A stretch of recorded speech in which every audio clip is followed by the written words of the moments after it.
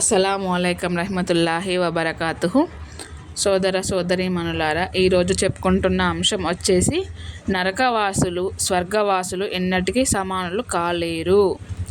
విశ్వసించిన ఓ ప్రజలారా, అల్లాకు భయపడుతూ ఉండండి. ప్రతి వ్యక్తి రేపటి తీర్పు దినం కొరకు తానేం పంపుకున్నాడో చూసుకోవాలి.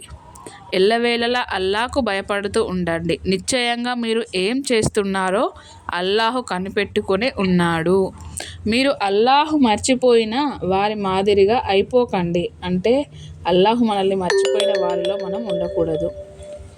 వారి ఈ విస్మరణ కారణంగా అల్లాహు కూడా వారిని తమ ఆత్మలనే మర్చిపోయిన వారిగా చేసేశాడు.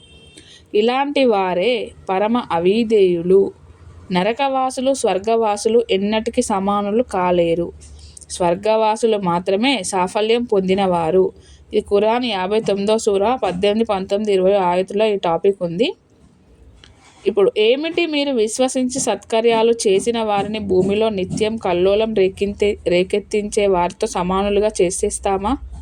లేక భయభక్తులు గలవారిని పాపాత్ములతో సమానంగా చేస్తామా? ఖురాన్ 38వ సూరా 28వ ఆయత్.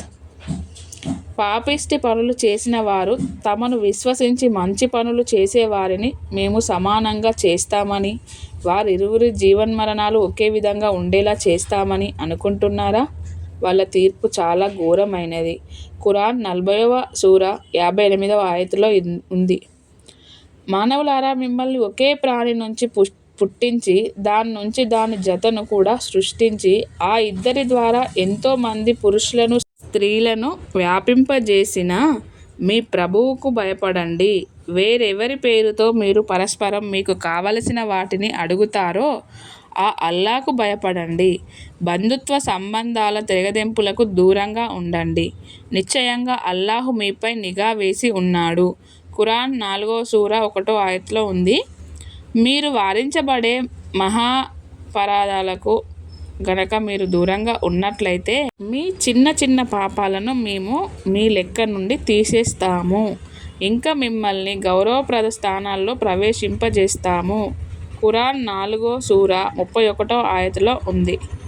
ఏ రోజున అల్లాహు వారందరినీ తిరిగి లేపుతాడో అప్పుడు వారికి వారు చేసుకున్న కర్మలను తెలియపరుస్తాడు.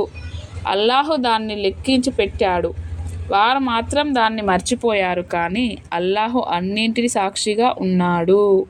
ఖురాన్ 58వ సూరా 6వ ఆయత్లో ఉందండి ఇందాక చెప్పిన టాపిక్.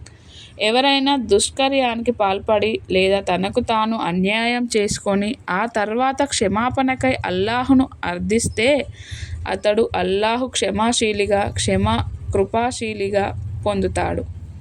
ఖురాన్ 4వ సూరా 110వ ఆయత్లో ఉంది ఇది. మేము ఏ ప్రవక్తను పంపినా దైవాజ్ఞతో ప్రజలు అతనిని అనుసరించాలని పంపాము. వారే గనుక తమ ఆత్మలకు అన్యాయం చేసుకున్నప్పుడు నీ వద్దకు వచ్చి క్షమాపణకై దైవాన్ని వేడుకొని ఉంటే, ప్రవక్త కూడా వారి మన్నింపుకై విన్నవించుకొని ఉంటే అప్పుడు వారు అల్లాహు క్షమించేవాడుగా కరుణించేవాడుగా పొంది ఉండేవాడు. ఇది ఖురాన్ 4వ సూరా 64వ ఆయత్లో ఉంది. అల్లాహు ఎవరికి రవ్వంత అన్యాయం చేయడనేది నిశ్చయం.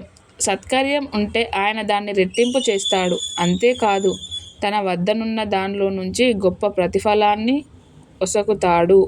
ఇది ఖురాన్ 4వ సూరా 40వ ఆయత్లో ఉంది. తనకు భాగస్వామిగా మరొకరిని కల్పించటాన్ని షిర్కును అల్లాహు సుతారాము క్షమించడు. ఎట్టి పరిస్థితుల్లో అది క్షమించబడదు. ఇది తప్ప ఆయన తను కోరిన వారి ఇతర పాపాలను క్షమిస్తాడు. అల్లాహకు భాగస్వామ్యం కల్పించినవాడు ఘోర పాపంతో కూడిన కల్పన చేశాడు. ఇది ప్రవక్తలందరూ ఇచ్చిన సందేశం. ఇది ఖురాన్ 4వ సూరా 48వ ఆయత్లో ఉంది. అస్సలాము అలైకుం రహ్మతుల్లాహి వబరకాతుహు. నా ఛానల్ ఫస్ట్ టైం చూస్తున్నట్లయితే లైక్ చేయండి, షేర్ చేయండి, సబ్స్క్రైబ్ చేసుకోండి.